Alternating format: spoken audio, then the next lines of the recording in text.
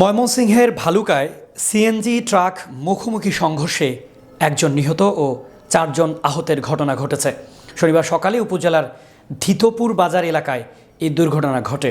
এই ঘটনায় সিএনজি গাড়িটির ধুমড়ে মুচড়ে যায়। এ সময় ঘটনাস্থলেই একজনের মৃত্যু হয়েছে এবং আহত 4 জনকে উদ্ধার করে ভালুকা উপজেলা স্বাস্থ্য কমপ্লেক্সে ভর্তি করানো হয়। স্থানীয়রা জানান, সম্প্রতি ভালুকা গফরগাঁও সড়কে দুর্ঘটনার সংখ্যা বেড়ে গেছে। এই রাস্তার অটো, সিএনজি ও 3 হুইলার চালকেরা গতিবিধির তোয়াক্কা না করে অবাধে গাড়ি চালিয়ে থাকেন। ময়মনসিংহের বিশেষ প্রতিনিধি আলামী জানান, ভালুকা গফরগাঁও রাস্তাটি বর্তমানে মরণ ফাঁদে পরিণত হয়েছে।